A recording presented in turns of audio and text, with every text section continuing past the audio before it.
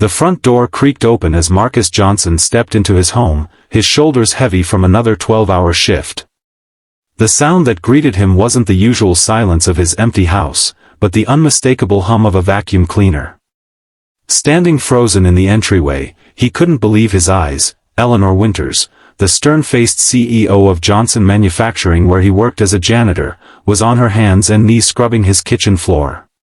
Beside her, a young girl no older than 10 was carefully dusting picture frames.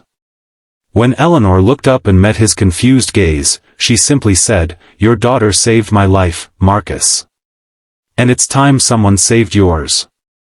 If this story touches your heart, please hit that like button and subscribe to our channel for more real-life stories that remind us of the unexpected connections that can change everything. Sometimes the greatest acts of kindness come from the most unexpected places. Marcus Johnson had always been a man of routine. Wake up at 4:30 a.m. Make breakfast for Lily. Pack her lunch. Drop her at the neighbor's house where she'd wait for the school bus. Work his day shift at the hospital as a custodian. Pick up an evening shift at Johnson Manufacturing. Come home. Help Lily with homework. Fall into bed. Repeat. It wasn't the life he'd imagined when he and Sarah had Lily 8 years ago. But after Sarah's sudden death from an aneurysm 3 years back, routine became his lifeline, the only thing keeping their world from completely falling apart. "Daddy, you're working too hard," Lily would often say, her small face creased with worry that no child should carry. "We're doing just fine, sweetheart," he'd always respond, forcing a smile that never quite reached his eyes. The truth was, they weren't fine. The medical bills from Sarah's brief hospitalization had drained their savings. The mortgage on their modest home was 3 months behind. The refrigerator made a concerning rattle that Marcus knew meant expensive repairs were imminent. And just last week, Lily's teacher had called, concerned that she'd fallen asleep in class twice. Marcus had taken the second job at Johnson Manufacturing 6 months ago. The pay was decent for night janitorial work, and the building was mostly empty when he arrived at 7 p.m. He'd clean offices until midnight, then drag himself home to catch a few hours of sleep before starting all over again. Eleanor Winters had inherited Johnson Manufacturing from her father 5 years ago. At 38, she had transformed the struggling factory into one of the region's most profitable businesses. Employees called her the Ice Queen behind her back, brilliant but cold, demanding perfection with little patience for excuses or personal problems. Marcus had only spoken to her once, when she'd stayed late working and found him emptying her trash. "You missed a spot yesterday," she'd said without looking up from her computer. "The corner by the conference room." "I'm sorry, Ms. Winters. It won't happen again." She'd nodded curtly, and that was the extent of their interaction. To her, he was invisible, just another employee number on a payroll sheet. Which made the scene before him now all the more incomprehensible. "Mr. Johnson, please sit down," Eleanor said, rising from the kitchen floor. She wore jeans and a simple t-shirt, a stark contrast to her usual tailored suits. "I can explain." The young girl beside Eleanor smiled shyly. "Hi, Mr. Johnson. I'm Zoe." Marcus stepped further into his house, noticing for the first time how different it looked. The perpetual pile of laundry that usually occupied the living room couch was gone. The dishes that had been stacked in the sink that morning had disappeared. The floors gleamed in a way they hadn't since Sarah was alive. "What's happening here?" he finally managed to ask, his voice barely above a whisper. Eleanor gestured toward the kitchen table, which had been cleared of the bills and paperwork that normally covered its surface. "Please, sit. Zoe, would you mind getting Mr. Johnson some water?" The girl nodded eagerly and headed to the kitchen. Marcus sank into a chair, his mind racing. Was he being fired? Had he done something wrong? Why was his boss in his house?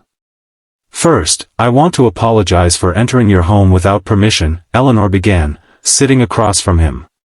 "Your neighbor, Mrs. Castillo, let us in. She has your spare key for emergencies. Mrs. Castillo knows you? No, but she knows your daughter, and Lily explained everything. Lily? Marcus felt his heart rate quicken. Where is she? Is she okay? She's fine, Eleanor assured him quickly. She's at my house with my assistant, Rebecca. They're baking cookies. She paused, seeming to gather her thoughts. Mr. Johnson, do you know where your daughter was last Tuesday evening? Marcus frowned, thinking back. With Mrs. Castillo, like always. I work until midnight on Tuesdays. Eleanor shook her head slowly. No, she wasn't. Mrs. Castillo had a doctor's appointment that evening. She asked her daughter to watch Lily, but there was a miscommunication. Lily was alone. A cold dread washed over Marcus. What are you saying?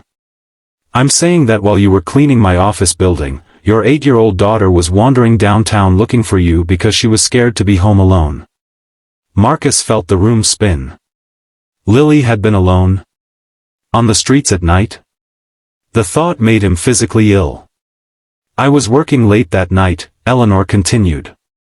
I left the office around 9 p.m. and was walking to my car when I had a severe allergic reaction. I've had them before, I'm allergic to bee stings, but I'd never had one hit so quickly. I couldn't reach my EpiPen in time. I collapsed in the parking lot. Zoe returned with a glass of water, placing it in front of Marcus with a careful precision that suggested she was trying very hard not to spill it. Thank you, Zoe, Eleanor said with a gentle smile before turning back to Marcus.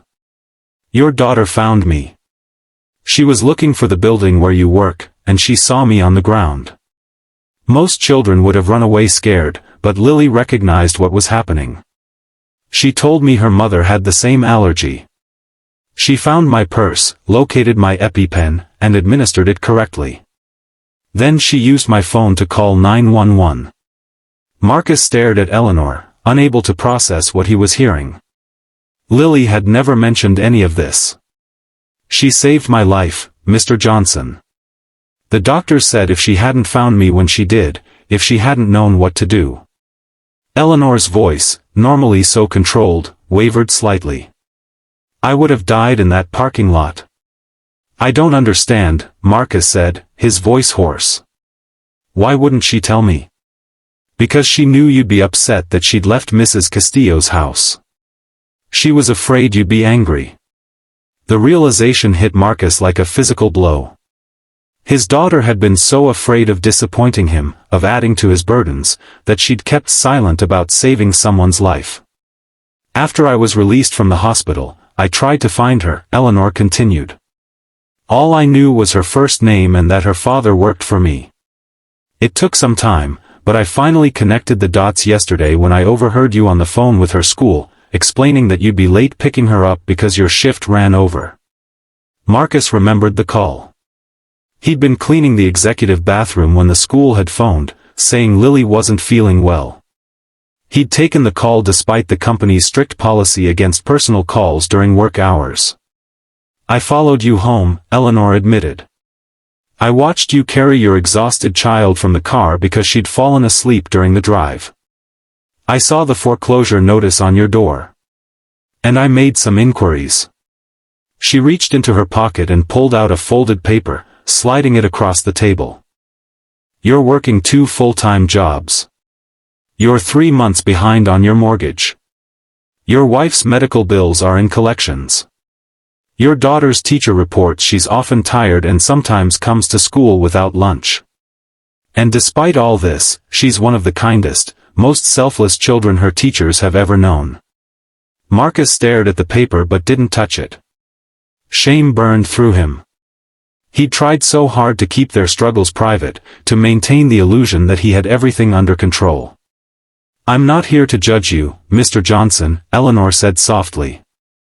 I'm here because your daughter saved my life, and in doing so, she showed me something I'd forgotten. What's that? Marcus asked, his voice barely audible. That we're all connected. That kindness matters more than profit margins and quarterly reports. That an 8-year-old girl with every reason to focus only on her own problems chose instead to help a stranger. Eleanor glanced at Zoe, who had been quietly arranging flowers in a vase, flowers Marcus hadn't noticed until now, brightening his drab living room. "Zoe is my niece," Eleanor explained. "My sister died last year, cancer. I became Zoe's guardian, but I've been struggling with how to be what she needs. I've been so focused on maintaining the company, on proving I could be as successful as my father, that I've neglected what really matters." Marcus looked at the young girl, seeing for the first time the sadness behind her smile. She reminded him of Lily, trying so hard to be brave, to not be a burden. "Meeting Lily changed something for me," Eleanor continued. "She told me about her mother while we waited for the ambulance. About how much she misses her. About how hard you work to take care of her. About how she tries to be good so you don't have to worry." Eleanor's eyes glistened with unshed tears. "She loves you so much, Mr. Johnson. And she's worried about you." Marcus felt his own eyes fill with tears.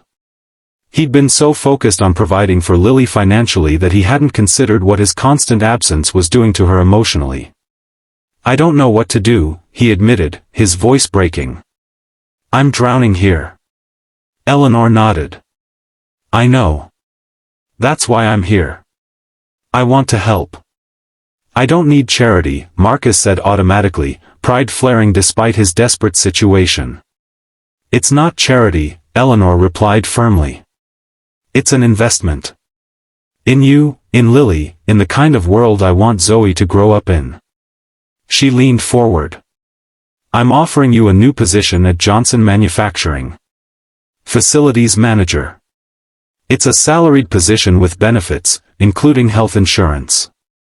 The hours are 8 to 5, Monday through Friday." Marcus stared at her in disbelief. "But I'm just a janitor. I don't have the qualifications." "You have exactly the qualifications I need," Eleanor interrupted. "You know the building better than anyone. You're reliable, thorough, and you care about doing things right. The rest you can learn. I don't understand why you would do this." Eleanor was quiet for a moment. "When I was lying on that pavement, struggling to breathe, certain I was going to die, I had a moment of perfect clarity. I realized that despite all my success, all my wealth, I was alone. I'd pushed away everyone who cared about me in pursuit of what I thought was important.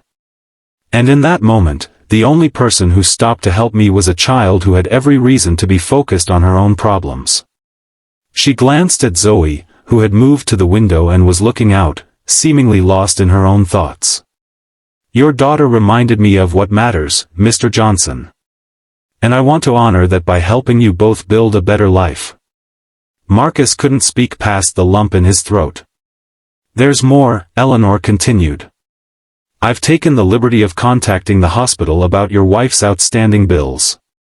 They've agreed to accept a significantly reduced settlement, which I've already paid." "You can't," Marcus began. "I already have," Eleanor said firmly. "Consider it a bonus for your daughter's life-saving services." She smiled slightly. "I've also spoken with your mortgage company. Your house is no longer in foreclosure. You're current on your payments through the end of the year, which should give you time to get back on your feet with your new salary." Marcus put his head in his hands, overwhelmed. "I don't know what to say. Say you'll accept the job. Say you'll let me help. Not just for Lily's sake, or for yours, but for mine too." Eleanor's voice softened. "I need to remember what it means to be human, Mr. Johnson. Your daughter showed me that. Let me show her that her kindness made a difference." Before Marcus could respond, the front door burst open and Lily ran in, her face lighting up when she saw him. "Daddy! You're home early." She threw herself into his arms, and he held her tightly, breathing in the scent of her hair, feeling the solid reality of her in his embrace. "I missed you, sweetheart," he whispered, his voice thick with emotion.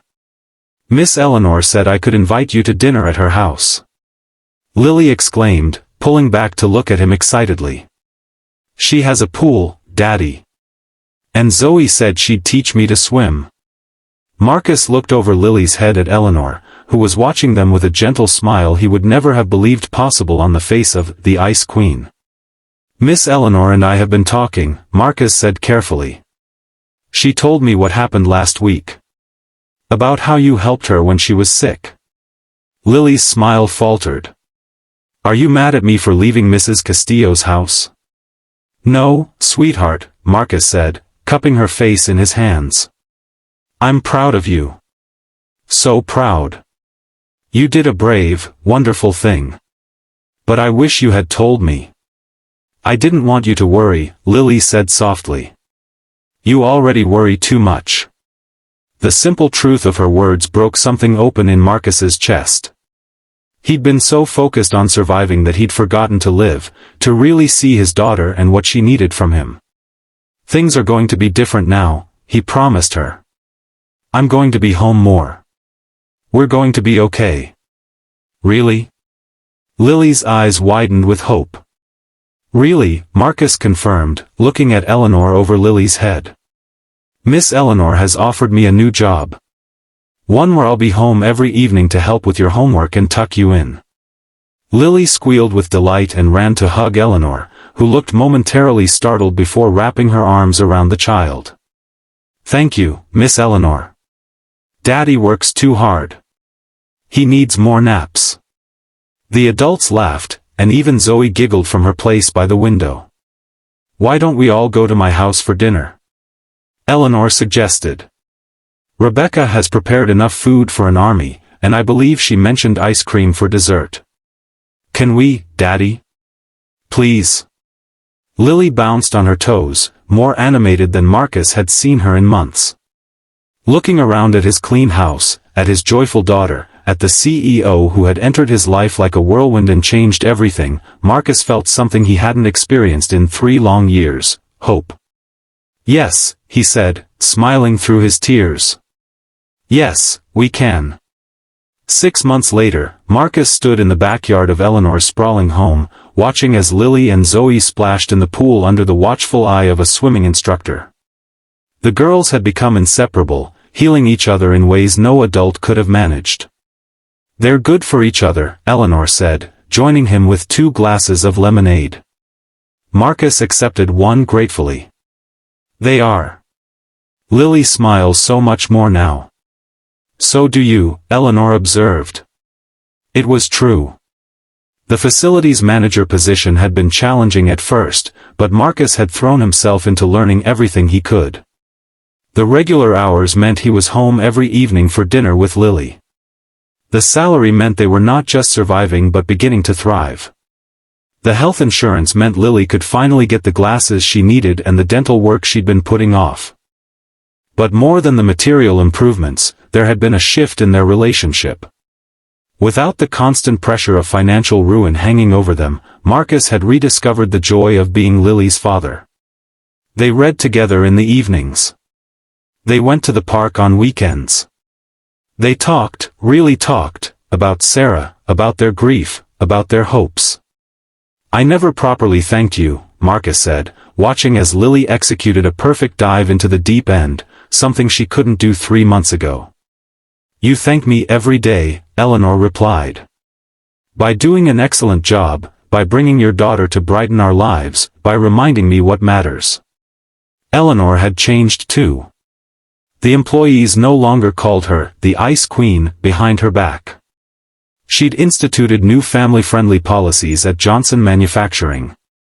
She'd started a foundation in Lily's name to help single parents struggling with medical debt. And most significantly, she'd become a real presence in Zoe's life, cutting back her work hours to attend school events and bedtime stories. Rebecca tells me you're considering the promotion to operations director, Eleanor said, sipping her lemonade. Marcus nodded. I am. The